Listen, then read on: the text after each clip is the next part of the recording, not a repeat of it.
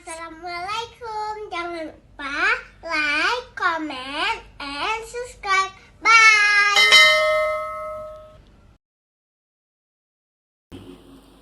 Assalamualaikum warahmatullahi wabarakatuh. Alhamdulillahi rabbil alamin. Wassalatu wassalamu ala asyrafil anbiya'i wal mursalin wa ala alihi wa ashabihi ajma'in. Raditu billahi rabba wa bil islami dina wa bi Muhammadin nabiyya wa rasula. Rabbi shrah li sadri wa yassir li amri wahlul 'uqdatam min lisani yafqahu qawli. Allahumma ij'al jam'ana hadha jam'an marhuma wa tafarruqana min ba'dihi tafarruqan ma'suma. Kaum muslimin dan muslimat sidang jamaah subuh yang dirahmati Allah, kita lanjutkan kajian kita pada kitab Riyadhus Shalihin yang dikarang oleh Imam An-Nawawi yang sudah ditahqiq oleh Syekh Muhammad Sulaiman Al-A'raj. Kita memasuki pembahasan babu ziarati ahlil khair.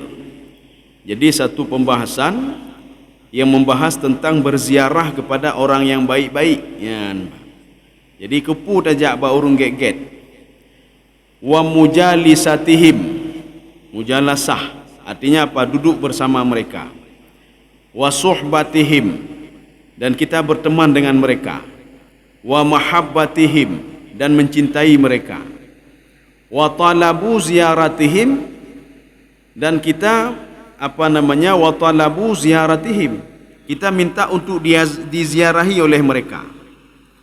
Wa doa minhum, dan juga kita minta berdoa kepada mereka. Netulung doa tiat seperti Abu Hurairah minta ke Rasulullah untuk mendoakan ibunya supaya masuk Islam. Wa ziyaratal mawadhi'al fadilah, dan mengunjungi tempat-tempat yang ada fadilah-fadilahnya. Jadi keunikan kitab yang sudah ditahqiq ini, Muhammad Sulaiman Al-A'raj, beliau selalu memulai muqaddimahnya itu dengan ayat suci Al-Quran. Nanti baru dibaca hadis satu-satu. Ayat yang diangkat di sini kita baca 2 ayat saja. Ini bagaimana Nabi Musa alaihissalam menghormati ilmu, sehingga beliau itu ingin ketemu dengan Nabi Khidir alaihissalam. Maka pada suatu hari, ini ada dalam kitab Tafsir Al-Baydawi, ketika Nabi Musa alaihissalam mengatakan, Man a'lamu Bani Israel, siapa yang paling malim Bani Israel di sini? Bani Israel mengatakan, Anta, engkau ya Allah, ya wahai Musa. Akhirnya Nabi Musa merasa senang karena orang paling pintar situ. Fa'ataballahu wa qala Allah. Ketika itu Nabi Musa alaihissalam diberikan pelajaran oleh Allah, dan Allah mengatakan, Inna li abdan a'lamu minka ilman. Saya punya seorang hamba yang ilmunya lebih dahsyat dibandingkan kamu. Ini jawaban Nabi Musa alaihissalam. Karena Nabi Musa penasaran dengan orang tersebut, apa kata Nabi Musa? A'udzu billahi minasyaitonir rajim. Bismillahirrahmanirrahim. Wa idh qala Musa li fatahu. Jadi Nabi Musa alaihissalam mengatakan kepada muridnya, La abrahu hatta ablugha majma'al bahrain. Apapun kondisinya, saya harus ketemu dengan Nabi Khidir yang terletak di antara pertemuan 2 lautan. Ada yang mengatakan 2 lautan itu adalah laut tengah sama laut hitam. Sedangkan Nabi Musa alaihissalam tinggal waktu itu di Yordania.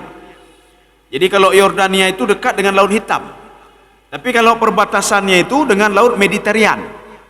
Makanya laut Mediterranean itu pemisah antara Eropa dan Afrika. Jadi kata Nabi Musa alaihissalam, saya apapun kondisinya harus ketemu dengan tuan guru. Itu tuan guru Nabi Khidir alaihissalam. Au amdiyah hukuba. Amdiyah hukuba, penafsir sepakat itu maknanya 80 tahun.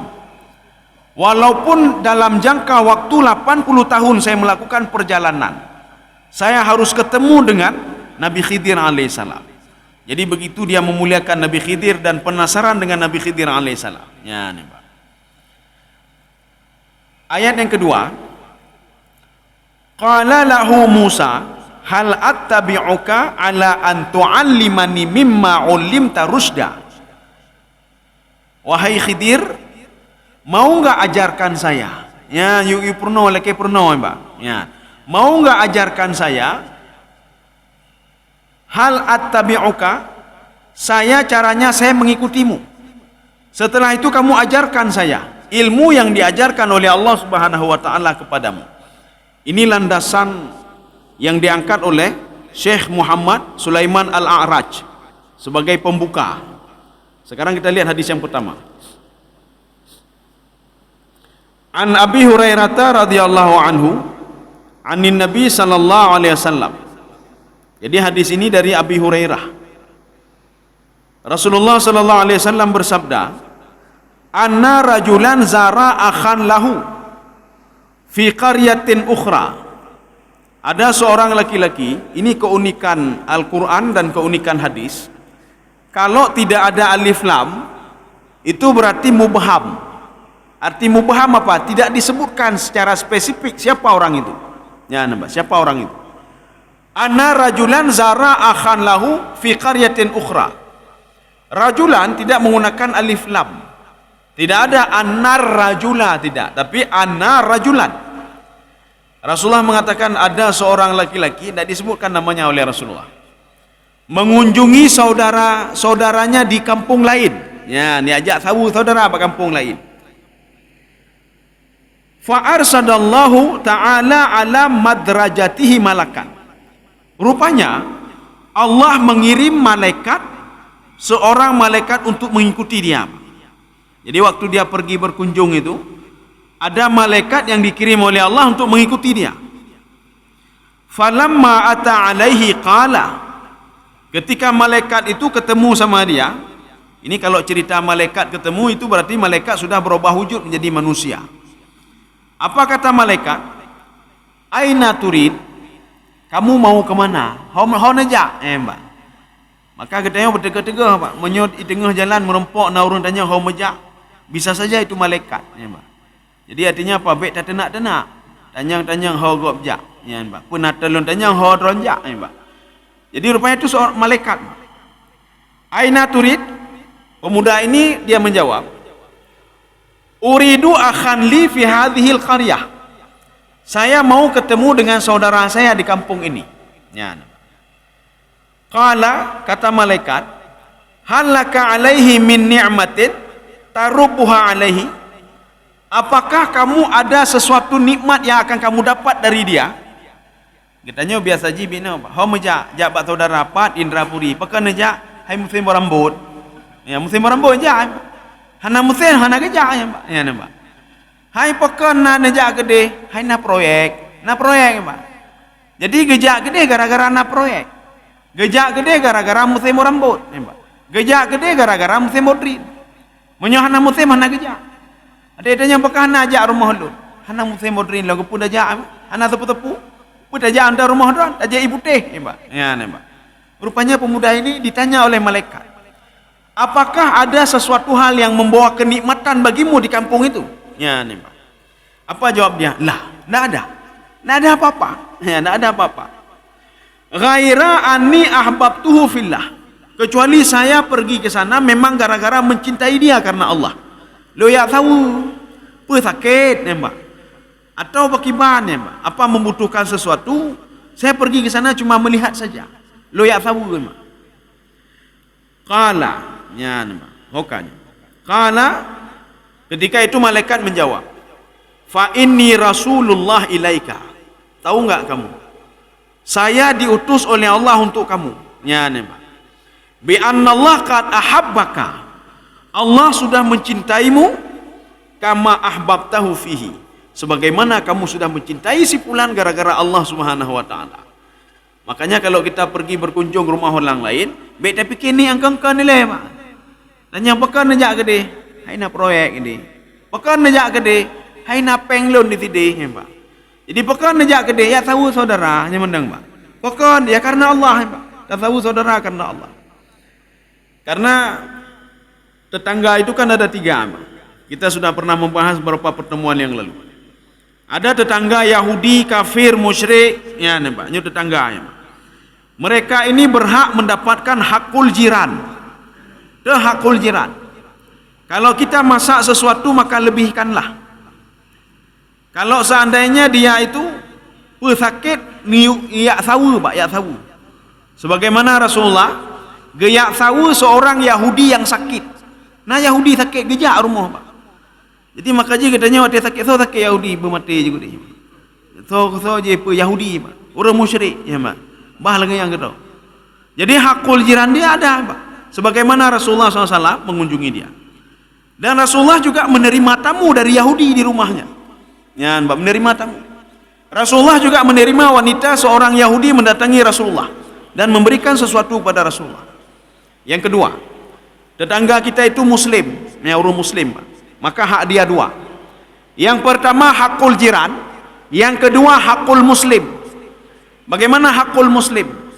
Kalau dia bersin, alhamdulillah, tajawub, ya Pak. Kalau dia berikan salam, tajawub, ya Pak. Artinya apa? Dia 2, hakul jiran dan hakul muslim. Ya. Yang ketiga, yang tinggal di samping rumah kita adik kandung kita, Pak. Kerabat kita, maka haknya 3. Hakul jiran, yang kedua hakul muslim, yang ketiga hakul silaturahmi. Silaturahim. Kenapa? Karena dia satu rahim dengan kita, satu rahim dengan dia. Kaum muslimin sedang jemaah dirahmati Allah. Ini hadis yang pertama. Hadis selanjutnya, wa anhu, nyanyong kagak sebut anhu, itu dari Abi Hurairah lagi, Pak. Hadis ini masih dari Abi Hurairah. Qala Rasulullah sallallahu alaihi wasallam. Rasulullah bersabda, "Man ada maridan." Barang siapa mengunjungi orang sakit, nya urangnya sakit dak kunjungi dah jak rumah. Auzara akhan lahu fillah. Atau dia itu mengunjungi saudaranya karena Allah Subhanahu wa taala. Nadahu munadin. Kita tidak sadar rupanya malaikat sedang memanggil kita, Pak. Ya. Hana sadar katanya, Pak. Karena kita berada bukan di alam gaib. Kita berada di alam syahadah. Arti alam syahadah apa? Alam yang nampak. Tapi kalau alam gaib, alam yang tidak nampak. Ulun menghutkan leon malaikat bagi pancara, cara, Pak. Kalau ingin lihat hal-hal gaib, tunggu saja mati, Pak. Mati. Ketika seorang mau meninggal dunia, hana perlu laki, Pak. Tak perlu dia minta. Dia akan langsung melihat para malaikat yang selama ini menjaga dia. Dia akan melihat iblis yang selama ini yuwaswis. Dia akan melihat nyambarui kalian, oh nyo malaikat lah kau. Makanya Imam Ghazali mengatakan, bedanya orang yang mau sakaratul maut dan sudah meninggal dunia dengan orang yang masih hidup, inkasyafa anhu haqaiq al-ghaibiyah. Hal-hal gaib itu dibuka sama dia. Ya, dibuka, Pak. Inilah namanya mukasyafah. Maka dalam kajian tasawuf ada namanya mukasyafah. Mukasyafahnya apa? Gebuka pintu hati oleh Allah, Pak. Gebuka pintu hati oleh Allah, geberitahu oleh Allah Subhanahu wa taala hal-hal gaib. Itu mukasyafah namanya. Tapi kalau masalah apa naji, ya kalian malaikat, ya kalian iblis, hana perlu tam laki, Pak, deh geron deh. Nampak sendiri nanti. Ketika mau meninggal dunianya deh geron, Pak. Ya. Kaum muslimin sedang jemaah dirahmati Allah. Apa kata malaikat? Ya, kita tidak sadar ketika mengunjungi orang sakit. Kita pergi ke saudara kita, mengunjungi saudara kita gara-gara Allah.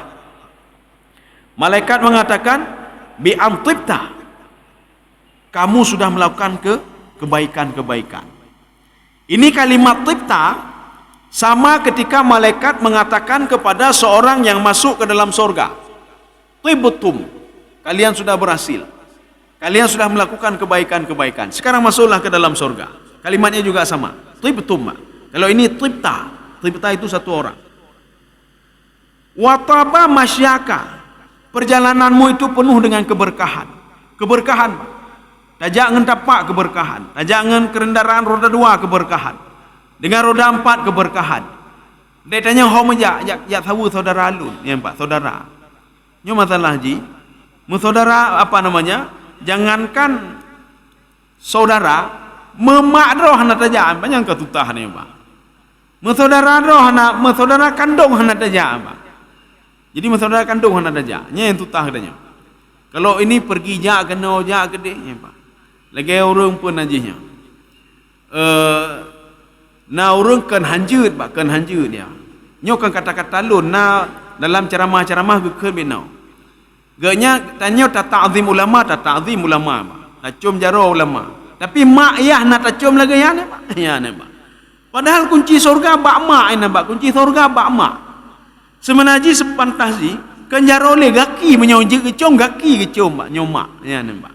Kenapa kita ini ada hubungan emosional dengan ibu? Kenapa? Kita berasal dari rahimnya Pak. Makanya hati-hati doa seorang ibu kepada anaknya. Kalau ingin minta keberkahan, mintalah kepada ibu. Nanti akan kita lihat nanti bagaimana seorang itu diberikan nilai oleh Allah gara-gara ibunya Pak. Gara-gara mak. Padahal dia ibadahnya biasa-biasa saja. Umar bin Khattab, Rasulullah mengatakan mintalah doa dari si fulan. Nyok kata Rasulullah Pak. Sebelum Rasulullah meninggal, Rasulullah mengatakan apa? Nanti kalau datang rombongan dari Yaman, tanya yang namanya ini. Ini kepada siapa? Umar bin Khattab radhiyallahu anhu. Pakiban ibadah Umar. Pak. Tapi Rasulullah tetap mengatakan, mintalah doa dari si fulan. Yulah ke doa ya Pak. Si fulan itu bukan orang pakar ibadah kan ya Pak. Ada hal lain yang membuat dia itu dinaikkan derajatnya oleh Allah. Nyantik kalian bati terakhir nih Pak. Ya. Sekarang kita lanjut lagi hadisnya. Wa'an Ibnu Abbas qala Nabi li Jibril. Jadi Nabi Muhammad sallallahu alaihi wasallam berdialog dengan Jibril. Ma yamna'uka an tazurana akthar mimma tazuruna? Wahai Jibril, kenapa engkau tidak sering-sering mengunjungi kami ya Jibril? Pekan nanti 2 orang 3 lebih daripadanya, pekan hana nejak. Ya Pak. Kenapa tidak mengunjungi kami setiap jam, setiap menit? Kunjungi kami terus, ya kata Rasulullah. Fanuzilat, maka turunlah ayat Al-Quran. Wa ma natanazzalu illa bi amri rabbik lahu ma baina aidina wa ma khalfana wa ma baina dzalik. Ini ayat ini memberikan pelajaran kepada Nabi. Jibril menjumpai Nabi atas perintah Allah. Kalau tidak ada perintah Allah, hana gemerempok Jibril dengan Nabi Muhammad sallallahu alaihi wasallam. Maka mandum karena Allah. Ya Pak. Mandum karena Allah. Maka kalau kita begitu juga mencintai saudara karena Allah, nyan kau otomatis sempanya. Kita akan langsung dicintai oleh Allah Subhanahu wa taala. Jadi makanya Jibril begitu juga. Jibril mengatakan, saya takut sekali kepada Allah. Kata Jibril, Pak. Saya menjumpaimu ya Muhammad atas perintah Allah. Kalau dalam waktu ini tidak diperintahkan, saya tidak berani buat apa-apa ya Muhammad. Ya, Pak, ini kata Jibril. Maka Jibril mengatakan, saya punya 3 alasan kenapa saya takut kepada Allah. Yang pertama, Allah mengetahui masa lalu saya. Allah lah menciptakan saya. Yang kedua, Allah mengetahui sekarang yang saya lakukan, kain. Dan Allah mengetahui masa depan saya. Inilah ilmu.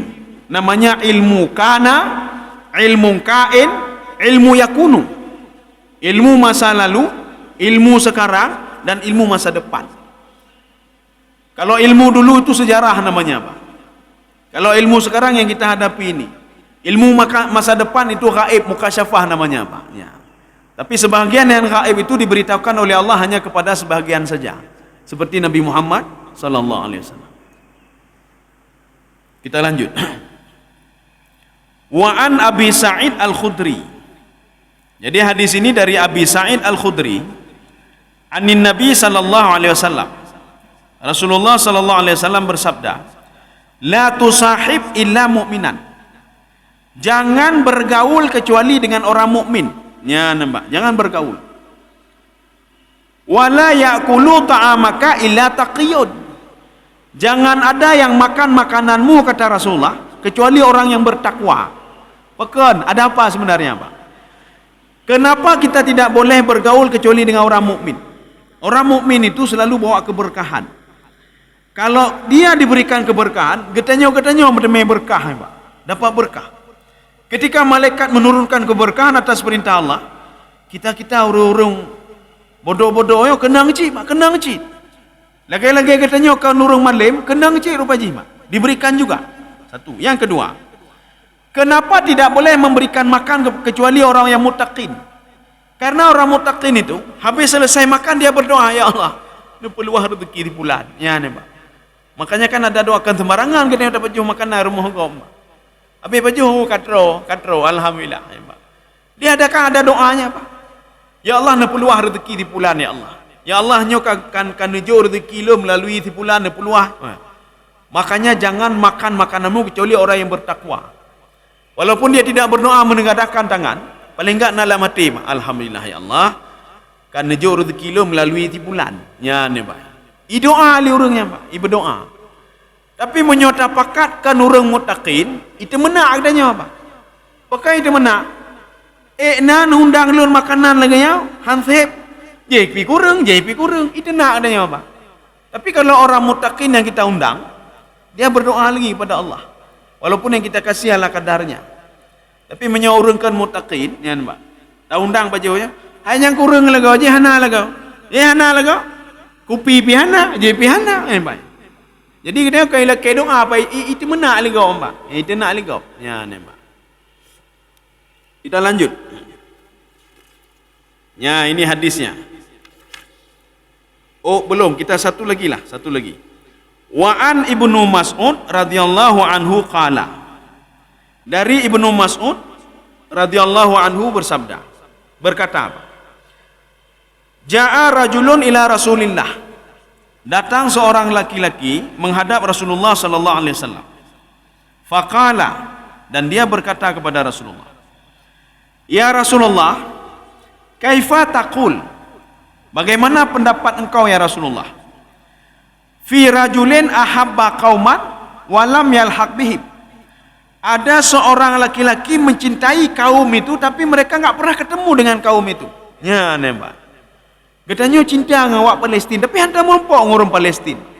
Kita cinta kepada Rasulullah tapi hantar merumpok dengan Rasulullah. Kita cinta kepada sahabat tapi hantar merumpok dengan sahabat. Katanya cinta ke mak ngayah tapi hantar merumpok dengan mak ngayah, Pak. Enggak pernah ketemu. Bagaimana ya Rasulullah? Apakah bisa ya Rasulullah? Ya, nembak. Tidak ada cukup cinta ke mak dan ayah tapi hantar merumpok, Pak. Apakah anda merumpok? Dari waktu ibu kamu meninggal ayah, kamu meninggal mak. Tapi dia cinta sekali pada ayah dan ibunya. Ya, apa jawab Rasulullah? Faqala Rasulullah, "Al-mar'u ma'a man ahabba." Seorang itu dia bersama orang yang dicintainya walaupun tidak pernah ketemu dengan orang itu. Apa maksudnya? Nanti ketika dibangkitkan di padang mahsyar dia bersama orang itu. Dia cinta siapa? Nah, orang cinta pemain bola, ya, Pak. Waktu pembangkit padang mahsyar dengan pemain bola, ya, Pak. Ya, Pak. Messi, Pak. Waktu itu dia dengan bola, ya, Pak. Ya, Pak. Jadi artinya apa? Dengan dia bangkit. Bukan karena di dunia katanya tak cinta aja tapi, Pak. Tak cinta aja tapi. Tablo sepatu lagi aja, baju lagi aja, mandu lagi gaya pi lagi aja.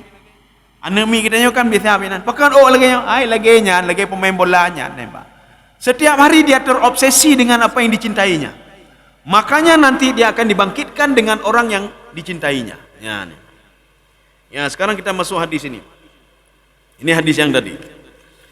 Artinya mintalah sesuatu kepada orang yang diangkat derajatnya oleh Allah Subhanahu wa taala. Hadis ini dari Usair bin Amru wa yuqalu ibnu Jabir. Hadis ini dikatakan dari Usair. Ada yang mengatakan dari Jabir. Hadis ini riwayat Muslim. Maka kalau kita lihat nanti dalam kitab Muslim kita jumpai hadis ini. Karena Umar bin Khattab radhiyallahu anhu. Umar bin Khattab radhiyallahu anhu idz ata alaihi amdadu ahli Yaman. Umar bin Khattab menunggu di Mekah. Menunggu datang penduduk Yaman. Kira-kira dari Yaman ke Mekah itu berapa jaraknya? 900 kilometer. Sikurur retuhnya, getanya tajak dari Medan 6 retuh. Tikurung retuh, di tengah-tengah Banda Aceh Medan lom, tambah lom, Pak. Dari sini berangkat ke Medan, kemudian balik lagi di tengah-tengah ini, Pak. Ya, di tengah-tengah. Puilu semamai atau pui tengah-tengah. Itu 900 km. Makanya penduduk Yaman berangkat, itu dari Yaman mereka berangkat untuk melakukan ibadah haji, Pak. Mereka pergi ke Mekah. Rupanya Umar menunggu seseorang yang dia tunggu. Ipreh tidak orang ipreh. Sesuai dengan arahan Rasulullah sebelum meninggal dunia. Terima kasih.